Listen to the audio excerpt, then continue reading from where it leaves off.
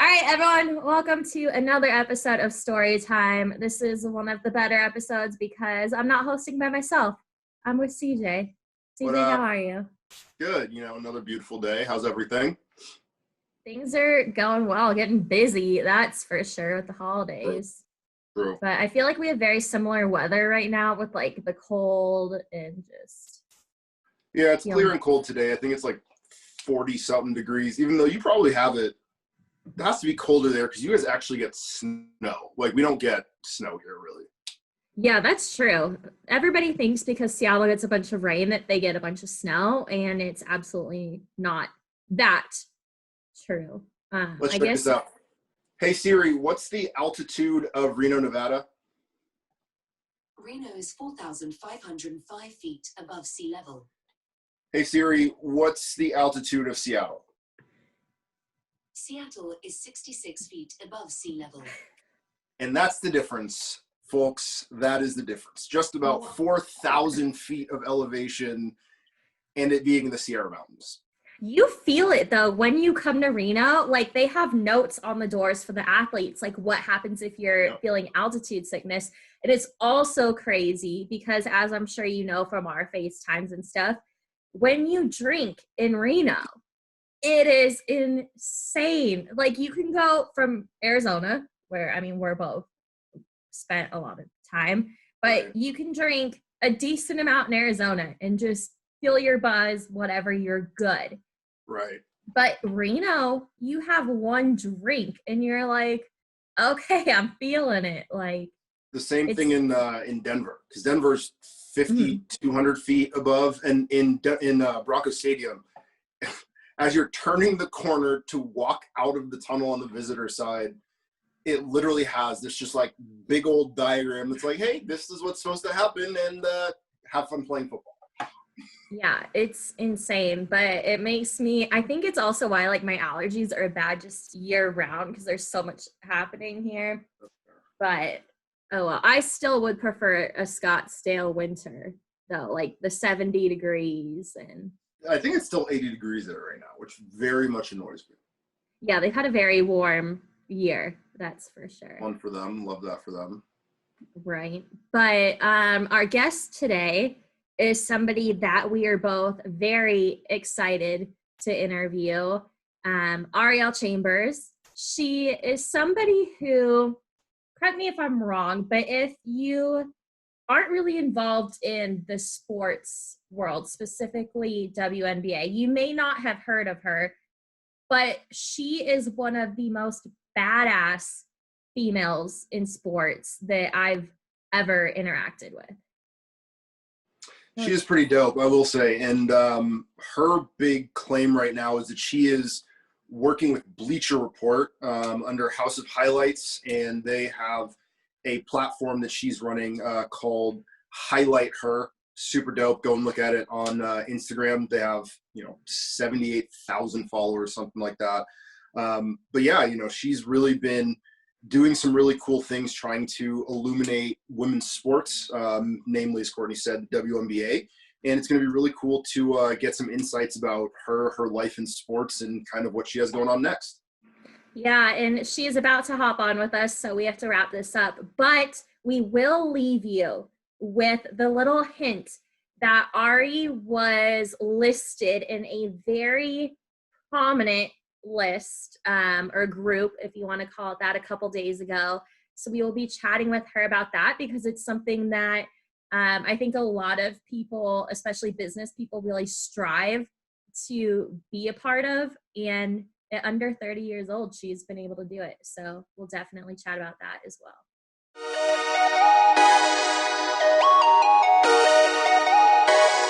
All right, y'all, we are back with Ari Chambers. Ari, how are you? I'm great. I can't complain. This week's been popping. So we're blessed, we're alive, and we're lit.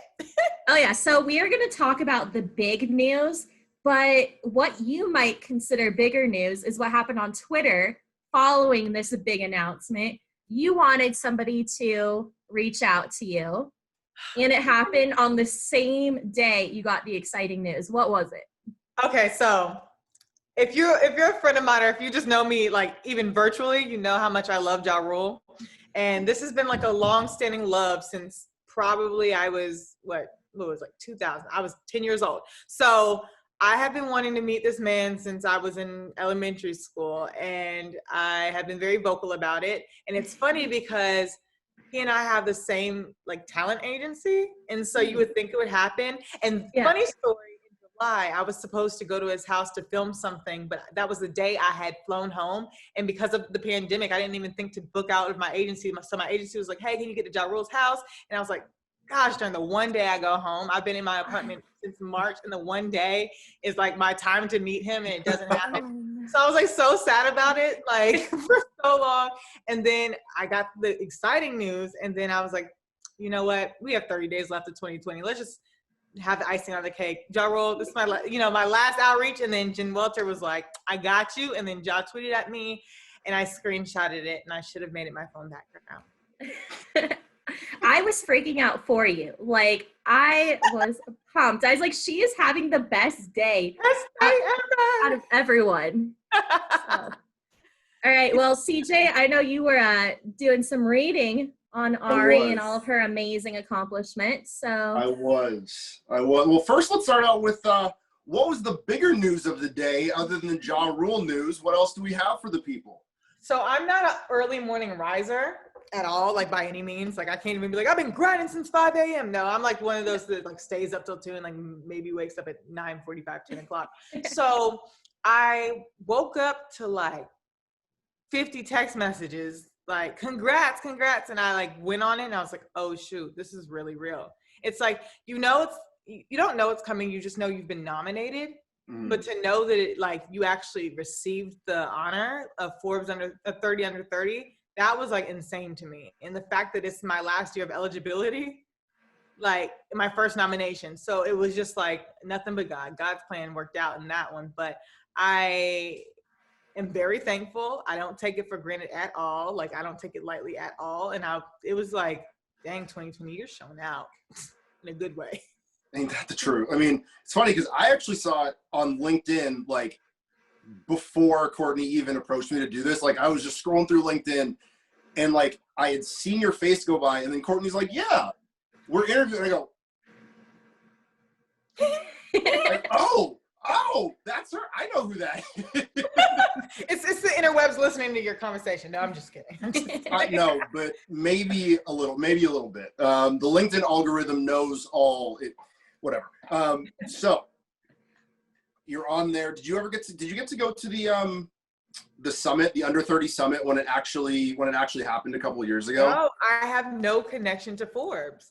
I have no connection at all to Forbes. I used to go, I'm in ABJ, and so we had our regional conferences are often at Columbia, and I knew about Forbes, the culture, but that's like the extent I knew about the company or the ins and outs of the company. But no, like I got a couple write-ups about me earlier this year from Brandon Clean, who, fellow WNBA writer, and he's just been really, really great to me. But as far as like any events or summits, I had never been to any. Wow. That's very impressive. I got to go in 2018, and I got to meet like all of the actual nominees. What was it like? Tell me everything. So it was in Boston. It was dope. They shut off pretty much all of like City Hall Square. And so it was 5 massive tents for all the different tracks. And then they had a big old stage where they had, let's see, who was there? Marshmello was there that year. Russ was there that year.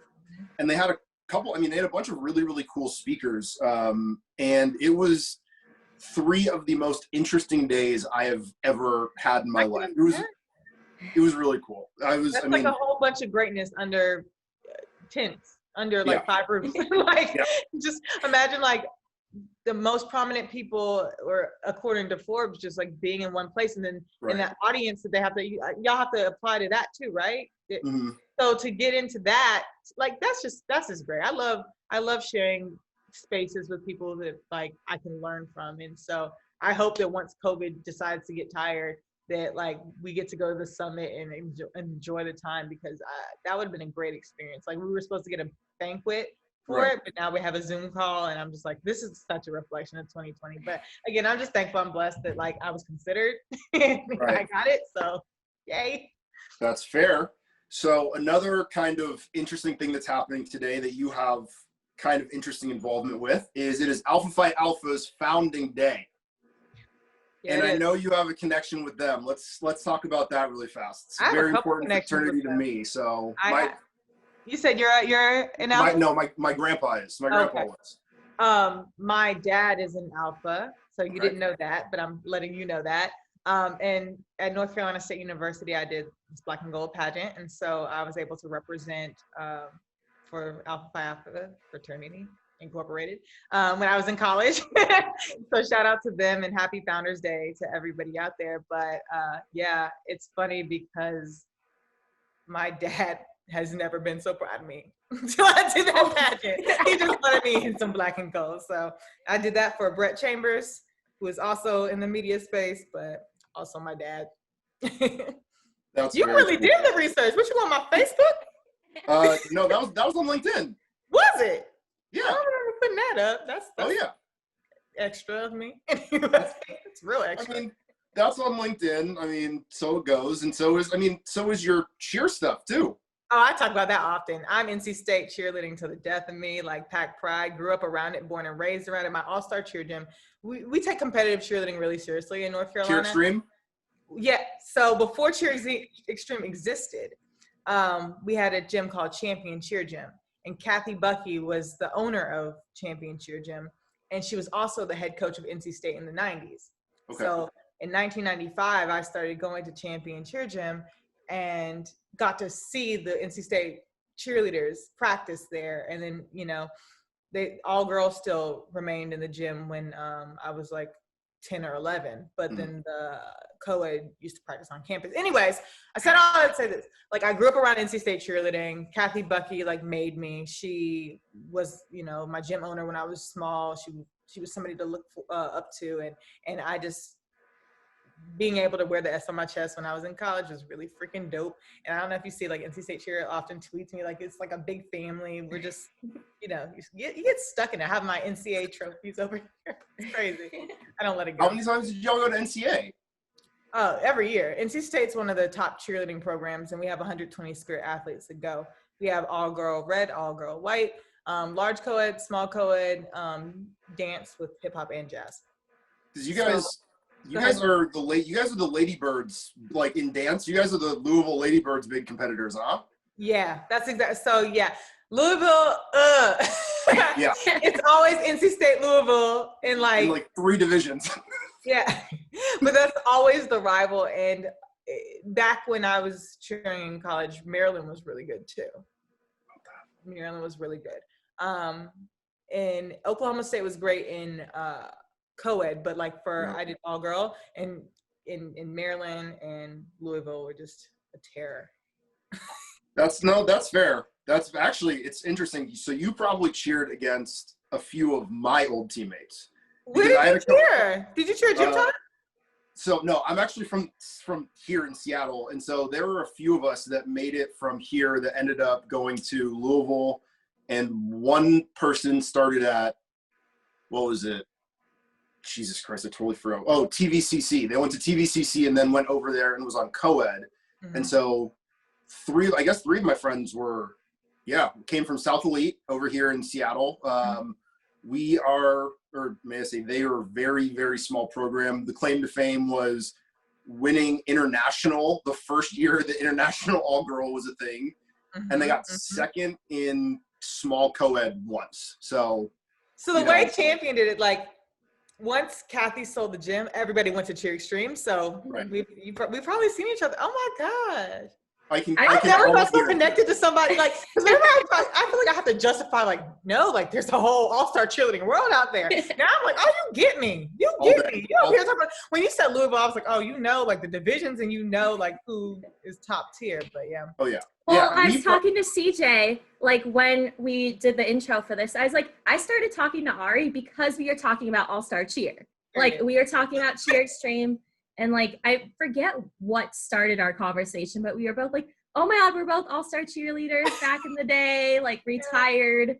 now, but CJ, I knew also with him being involved in the cheer world, I was like, this is perfect. Like, I literally could talk about cheerleading all day, so y'all need to reel it back in for me because I will go on a tangent. Okay, I will go on a tangent. Okay, well then we're gonna do one more cheer question and then we'll move on to something else. As many as you want. I don't have a time limit. How many times have you been to Worlds? What years have you been to Worlds? Isn't this crazy? Okay, so I actually never went to Worlds because when I was in high school, I started playing volleyball. And Worlds didn't exist before that. How old are you? I'm 30. Okay, so yeah, when we were at we were getting older as Worlds started. Yeah. And so like Maddie Gardner and all them, that was like, they're younger. Yep. So that's when they started going to Worlds. And do you know Kinsley Cruz? Like those were like the people I grew up with. But she was able to go because she still cheered All-Star throughout high school. Mm. So I actually never went to Worlds, and it makes me very, very, very, very, very upset. So shout out to NCA and cheer sport that carried my entire cheerleading career. I mean, it makes you feel better. I never went to NCA. I never went to NCA in college, and I cheered in college. Were you a UCA person? No, I went to a school that was supposed to go to NCA, and then halfway through the season, the coach quit, and this team just didn't. And then I transferred to a different school that just didn't go to nationals at all. Well, yeah, ASU got in trouble, and that's why they weren't able to cheer. So ASU had a competitive cheer team. And then before CJ and I got there, I think a few years before, there was a scandal of basically, wasn't it like porn or something, wearing their cheer uniforms? I think. I love that for y'all. So they don't do those. The dance does the competitions, but cheer has not been a real competitive cheer team since they got in trouble. And that's on the school. That's crazy. You know what I seriously considered? I feel like I could still, hold it down. I think I'm gonna do an open team, and I like Central Jersey or World Cup. Like I don't know if World Cup has an open team. I know Central Jersey does, but like something that I can still compete because I'm not. I feel like I have like maybe 1 or 2 more years in me, and that's crazy. But I mean, I've been doing cheer in New York since I've been up here, like outside of like professional cheer. Like I've done cheer in New York so I can perform. But they're not an all-star team. They're a community service cheerleading squad that just has a lot of level 5 and 6 cheerleaders. Right. But I want to compete again. Yeah, I think World Cup does have a team though. If I'm not incorrect, I think they do, especially now with the changing of the divisions that happened in this last year. I think if I'm not incorrect, they do. But Central Jersey Storm for sure has had one forever and a day. And I will say, as someone who did international for 3 seasons, it's the most fun you can have as an adult because it's a bunch of people that actually have like air awareness and have body control. I'm like, when we were seniors where it's like, okay, I'm going to put you in the air and I'm going to hope that you don't come down like an actual boulder. Elbows out. Elbows out, baby. It's funny because I really, I want to go back. I know that, my tumbling is probably not at level 5 anymore, and that's fine, but I want to go back. Maybe an open non-tumbling team will be great. Cheer Extreme has one, and that's far from me right now. And so, but, Corey coaches it, and Corey coached me in Corey Christensen. She coached me in college, too, and so it's that's great, and I want to go back home. I want to cheer again. Do it. I miss it, but I would tear every single thing in my body if I tried to tumble again. Yeah, I tried tumbling, just a simple cartwheel tuck. I did an hour-long tumbling private with one of my old coaches. This was my senior year of college, so I took 4 or 5 years off. And I was like, listen, I just want to see if I can tumble again. I did not stretch as much as you all know. Cheerleaders have to stretch even for tumbling. I hate stretching. And it's insane stretching. And 15 minutes in, cartwheel going into the tuck, felt a pop, tumbled on it for another 45 minutes, and a torn groin from a cartwheel. I love that for you, Courtney. I love that. I was that's my retirement right there. Jesus Christ. I told you not to do it. What, CJ? I tried to tell you not to do it in the first place. I know. I thought it'd be cute for grad pictures because I was at my old ballpark. So I was That's like, I'll do fair. a flip. Uh-huh. Yeah, I'll do a tuck on the baseball field. It'll be cute in the picture. And I ended up not being able to do it because I was too hurt the next day. I broke both my feet at the same time in college cheerleading, but What? we still went on. It's fine. I'm doing great now.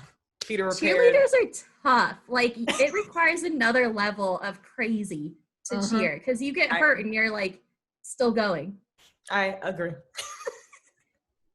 Well, CJ, I think we need to have like a cheer only episode too, because I feel like all three of us could just chat, and I know you have other topics. So. I mean, we could get a whole group of us and have a giant, because the thing is, there's so many of us retirees that like now are broken and tired, but we can still talk cheer all day. Except for Ari. Ari has 2 more years. She's the not broken one. CJ, wrap it up. You're tossing me next time if I see you in person. We're gonna get this partner stunt thing going. I will fly. It's funny because like my partner, the last one I had when he tossed me, because I'm 6 feet tall, and so you just have to spot a lot higher for me. But I will get on top of anybody. I love stunting, and I never turn down the opportunity to get. So next time you see me, you're tossing. I'm in. I'm in. I'm 6'5", and my entire career, I was always the one that was like, okay, she's super tall, you go and fly her, right? And my best flyer ever was 5'11", 6 foot tall. Because our lines look great, our body positions look great. I didn't want to throw out shout out to the tall flyers out there. Whoop whoop, hold it down. True. Yeah, I love my tall flyers. They just looked really good, especially seeing that like I'm tall and then they're tall and just makes this gorgeous whatever. Sounds like a point flyer to me. Yes. Okay, how about this? I'll fly in. We'll do some Central Jersey Storm stuff. We'll go to Worlds. Life will be good. Life will be great. That's all we want. That would be if you go to Worlds, like let us know. We will be at Worlds cheering you on in the Ari shirts. Like we'll do it all. Oh, I gotta compete, y'all. Now y'all fired me up. Love it. You can have no more fun in this world than getting on a giant blue mat with a bunch of your friends in front of these bright lights and people. Yeah, and just like walking on in the most dramatic way, holding hands and just to get set. I just miss the extraness. I miss the photo ops. I miss performing. Just walk on music, and you fight in the back, and the older people are like, "No, this is the song we're gonna use," and you walk on just all hard. Just today is my day. Period. I am very curious, though, how your love of WNBA started. And I'm sure you've told the story a million times, but you are so well known for your support of WNBA and really being an advocate for the league. And I know you're friends with a bunch of the players. How did that all start for you? So I do tell the story about being from Raleigh and going to the games when I was younger. But it's funny because when I got the Forbes news, my best friend's AAU coach commented and was like, shout out to you that used to run around with us. And mind you, I never played basketball. So I used to travel with my best friend's AAU team, and she had a really, really good AAU team. So I would meet people along the way. Her name is Lakivia Boykin. She ended up playing at Wake Forest, and she played professionally a little bit. Now she coaches at Davidson. But I would travel with them, meet everybody. And so when I got to college and, I went to a Power 5 conference and still, homies with different players and just running around with them because that's who I grew up with. And then when they make it to the league, you still have those relationships with them, right? So like between that and I cheered professionally. And during the summertime, when you do Knicks, you have to do Liberty. I wanted to do Liberty. That's what I wanted to do. They told me how to do Knicks first. Anyways, but I noticed that they didn't have any coverage. And so I decided to be the coverage. And that's where I entered the space. But I've always been passionate because these are my, like I was looking at it from a lens, these are my friends who deserve more. And then it translated into, this is a league that I have been surrounded with my whole life. Not my whole life, because 97 started, but this is a league that I have been surrounded by since 97, grown up watching, that just deserves better. And because I had the access, why not give them better? And because I know how to navigate social media, why not use my following that I already had from like modeling and cheerleading and pageantry, because I did pageantry a while too. Why not use that following and inform them of something? Like my model friends would come to my games just to see me cheer, but they were like, oh my God. I mean, mind you, one of them was from Portugal. She didn't know that women play basketball. So she's like, oh my God, they're so good. They play basketball. And so it's like a phenomenon that they didn't know. So just introducing people that wouldn't watch basketball to the game and showing that like these women are performing at the highest levels and they're really like great at it. So that's how that all started. That's why I've just gone so hard for the WNBA my whole life. So your platform now that you have, right? The Highlight Her, which is a super cool platform, super fast growing. What are you guys at? 78,000 on Instagram? I think we're still at 78. We might be at 79. I hope we're at 79. Hold on, let me look. 78.3. 78, but I mean, Close. it's only been a year? Yeah. Or, you know, it's almost 2 years. It'll be 2 years in May. So okay. I guess a year and a half, 18 months. It's a baby. But that's pretty meteoric growth if you really look at it. So tell us a little bit more about what you think was the biggest contributing factor to that. I think just listening to the audience and knowing what they want. Bleacher Report hired me. They found me on social media and they hired me to spearhead this. And I've always been immersed in, like the fans and consumers of women's sports, women's basketball in particular.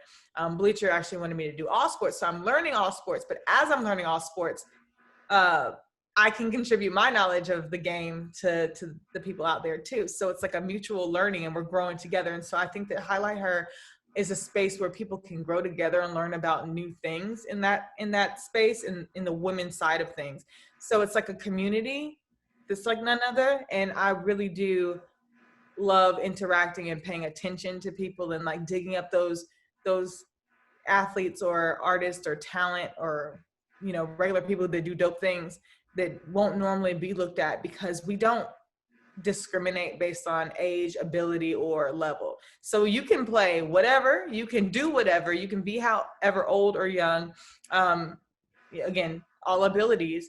But if it's dope, it's dope, and it's going to go on the platform. So that's what really I want to make Highlight Her a differentiating factor. It's like you can be yourself and be on the page, and it doesn't have to make Sports Center top 10. I'm looking at your background. Sports Center top 10 in order to do it. It's like we're out here, we're doing great things, we're doing dope things, and you can get featured because of it. And so how do you want to expand that platform? Learn more sports. I'm constantly trying to learn. And that's a thing that you never really should just stop and be like, oh, I'm just great. This is that, then third. I have to keep learning each day more and more. Like this year, I figured out the clock went up in soccer. And I know that my friend, Elise Lahue, she's the GM of Sky Blue Football Club. And she's like, yes, Ari, the clock goes up in soccer. But a little fact like that if you never paid attention to soccer, how you gonna know? Like, how you gonna know? But just constantly learning about the NWHL, like the Women's Hockey League. My friend Erica Ayala informs me like what goes on there. Learning about, bowling from Jasmine Baker or surfing from Nick Miller, who's a bomb athlete. But just constantly learning and evolving, and so I can showcase these different sports on the platform and never getting too big to look for the dope UGC, which is user generated content, viral videos and things like that, like trick shots and like playing with your friends just in something dope happens, but never like growing so fast that we leave that behind. So I still want to stay inclusive, but I do want to expand my knowledge, my general knowledge of the sports, so I can be like, yeah, this is what happened. So what is your favorite sport that you've learned about that you didn't know a huge amount about in the first place? I think handball is really cool. Handball And ultimate frisbee is really freaking intense, and the dodgeball one. Let me tell you about dodgeball though. Tell me They everything. will submit the most intense dodgeball moments, and I'm like, this is not what we were playing in elementary school. Like, what the heck is going on? No, that dodgeball, I would say dodgeball. Forget all the rest. I mean, not forget all the rest, but like dodgeball's intense on the So is professional. there like a league? Yeah, it's like it's extreme dodgeball. It's crazy. And they like, I mean, it's like the way they dive out of the way of the balls and how hard they throw. Anyway, that but a practical sport, I would say the Athletes Unlimited softball league. Like, I love talking to softball players because it's such a difference than what I'm used to. Mm-hmm. And AJ Andrews has become one of my good friends. And so I love watching her in the outfield and just making crazy catches. Like, I don't even know how you catch the things that she does. But just learning that sport and trying to invest my energy into the non-conventional ones. By non-conventional, I mean like not like basketball or like, soccer, that are just so easily accessible. I just want to, widen my lens. So, I mean, and so right now, are you guys are kind of on an international scale, right? You guys are big in other countries? We are mainly the States, but the goal is to be more prominent overseas. And it's funny because Bleacher Report does have a London office, but that would require us to do more soccer, which I'm learning, and we're going to get there. Right. And then I never want a limit on our reach. I want it to feel so inclusive. We do a lot of rhythmic gymnastics on it. So Russia represent, like there's always Russia and Estonia and all, Latvia. We have a lot of athletes from there too that are present on the page, but just hopefully that audience will see our platform and feel seen by us too. I mean, I can only imagine that because of that inclusive nature, right? There has to be a bunch of the women's soccer players from, especially the national team right now, which, as amazing women as they are, can only imagine that they would love to be, working with someone like you, just because then they can bring their message to a platform like that, right? Yeah, and it's funny, not everything even has to be like a message. I remember Ashlyn Harris and Allie Krieger came by the office. They're on the U.S. Women's National Team. They also play for Orlando. They came and we just kicked it, and they were telling me a story about a fish, about how Ashlyn attacked a boy with a fish when she was younger because he said she couldn't play.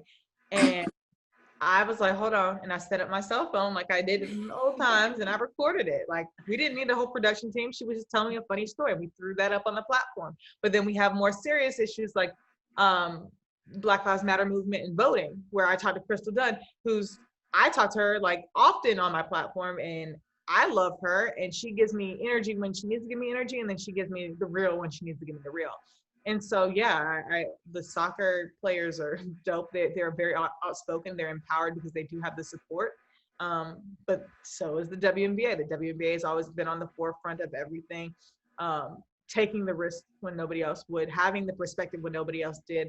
And, we go back to 2016 with the Minnesota League, and they showed up on behalf of Philando Castile, and the police stopped working their games for a while. Like they just did not want to work their games, and that was what they were willing to risk in order to make a stance. And they stood strong in that, and the rest of the league came together and backed them. And I think that's really cool. I will say the WNBA is a very, very cool league. So what is actually, this is a very interesting question I just thought of. What's your favorite WNBA moment of your, I guess, professional career covering all of it? My favorite moment, I would say the most powerful one to memory is a recent one, when the news of Jacob Blake and the Washington Mystics came out with the shirts that they painted bullet holes on. I think that was the most visually jarring representation of what's going on. It was so bold. They knew that they were going to be on a network like station at that point, so they knew it was going to be open to ridicule, and just to be able to put the imagery behind all that was just really powerful. A lot of people try to reach back in history and come up with these classic moments, but I think that was a really, really powerful moment that was extremely timely and extremely impactful. You saw that as a result, all 144 players came together and said, we're not playing tonight. And then the next day they took a day of reflection. So that was cool to see them say, okay, no, we need to reel it back in and refocus on why we're playing and how we can use our voices to the greater good. So this season was just a monumental season, and what they stood for was so important. And I don't say the WNBA is so important in vain. So yeah, Jacob Blake and the Washington Mystics, definitely. I think Did you that get to was, talk? or go Oh, ahead, Courtney. CJ. No, Courtney, go ahead. I was just going to say, I remember watching that and I got chills when you brought it up again, because the NBA was making their stand and getting a lot of attention for it. But the WNBA was, in my opinion, doing more, almost like they were more bold in the stances that they took. And I think it was shocking for a lot of people just because it's a rude awakening for a country. But it was so important.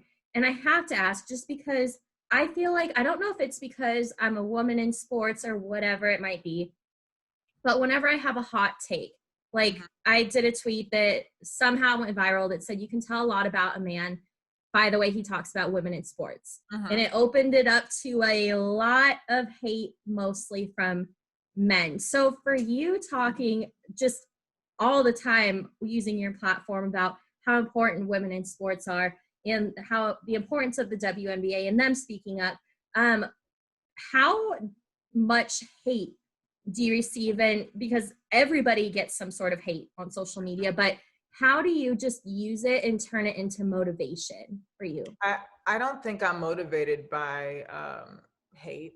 I'm motivated by the positivity that people give me.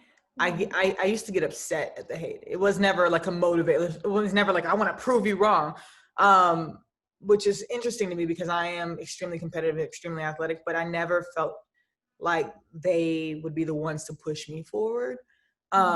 So yeah, I get hate on a regular. I used to really take it to heart because I'm like, I don't do anything to anybody. You know what I mean? Like I just try to spread the good word. But again, you can't take it personally. You just have to keep pushing. And I never understand why people are motivated by hate, because what I challenge women in sports especially to do is, you have a crowd that really, really loves women's sports. You have a crowd that wants to consume them. So why not cater to them instead of feeding into the hate? Why not let that be your motivating factor, the positive moments of it, and say, oh, we need more of this, instead of we need to prove this person wrong. And that's another thing with programming too. You see the troll comments, and sometimes you can be like, check somebody, but the block button has been my best friend lately. I'm not gonna try to convince you if you're coming from a completely arrogant and ignorant lens. I'm just going to keep posting women doing dope things. If you're with it, you're with it. And I let passion talk. You need to let your passion speak, because it's going to touch somebody. Like, just imagine if somebody's like on the fence, like, I don't know if I like this or not. If you're coming from a place of like passion and positivity, they're probably going to lean more into it instead of like defensiveness and like anger and like, F you because you don't get, like, no, we don't need that, because those people who are that negative are never going to see your side of things anyway. So you might as well just protect your peace in that way. That's a really good point. I love that. And I think it's so needed too, because you've always been so positive on social media. I think it's why so many people love following you and love interacting with you. And you treat all of your followers like your best friend, which is just something so special. And I absolutely love it. And so, yeah, I think just there needs to be more people like you, not only in sports, but just in general, because CJ and I, like I said, we're talking before you got on, and it's just like there's so very few people that have your energy. And when it comes to booking guests for story time, we really want to focus on people that have those amazing stories and ones that we can promote and share positivity. So just thank you for being you, and you are amazing. You're great, Courtney. You're also great, CJ. I can't wait till you talk. I just keep thinking like, when are we going to be in person? Because I'm just stunting. Anyway, but thank you, Courtney. It's great. But I would encourage those people, especially women in sports, like, your job is not to convince people to care about women or women in sports. We have a long history of people not respecting or caring about women. Your job is to share their stories, tell what's going on. And if you do it from a lens, it's like, yeah, we're here. This is not like something that's like an outlier. This is the norm, and this is what's going on in sports. Or like, even if you don't cover women's sports, if you're a woman in sport covering sports, like, just be equipped, be prepared, know your sport, like, know what's going on in the sports world. A lot of times, like, people who ask you condescending questions and things like that they probably don't even know the answer. They just want to see you squirm. Like, don't even entertain it. You're not getting paid from them. Like, no, you're not. They're not paying you to. That ring is so nice. I'm sorry. They're not paying. What ring is that from?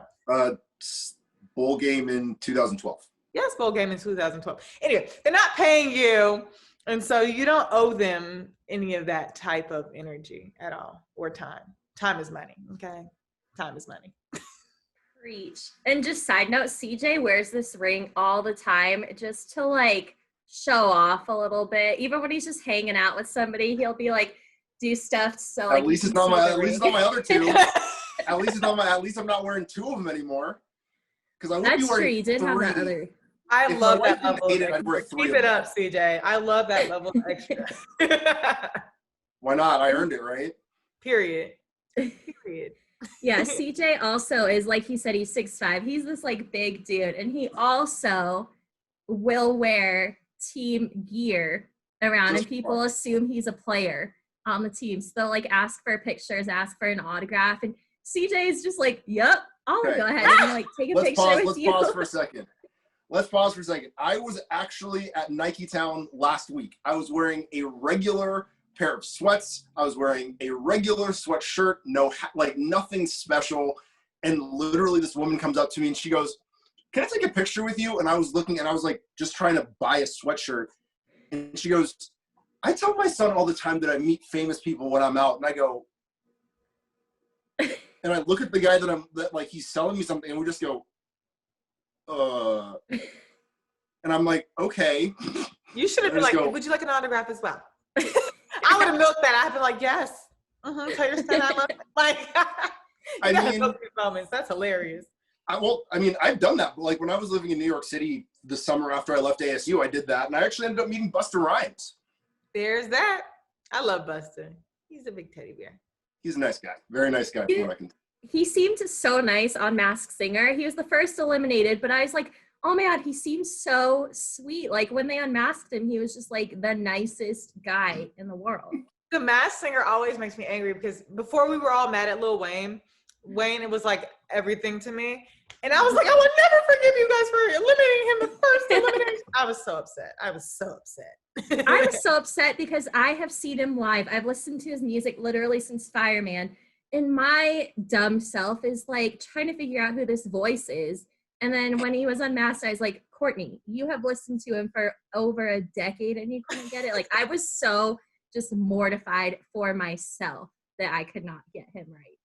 Oh, that's the first one I knew. And then Bow Wow, but he lasted for forever. So Bow Wow was on that show. Yeah, he made it to the finale. Yeah, I mean, but you knew from day one it was Bow Wow. So I'm shocked that the producers weren't like, get him off. You know what I mean? Like, I'm shocked they weren't just like, piece him out. And they couldn't guess him either. There were like 106 and Park clues.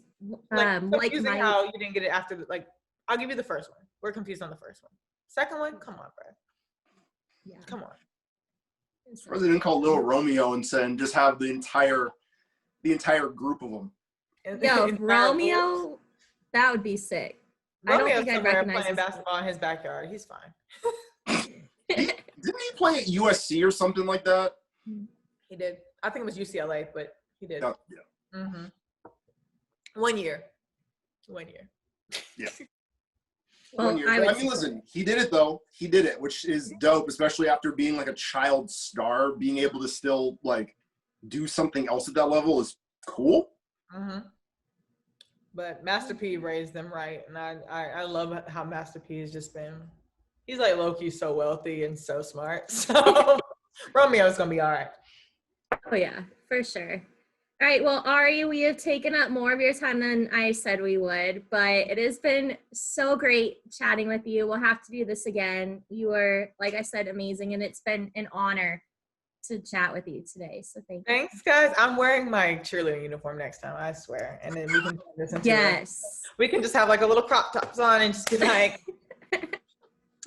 down. CJ and I were just talking about it last time we recorded, and I have no clue where my competition top is. I don't know if it's like gone.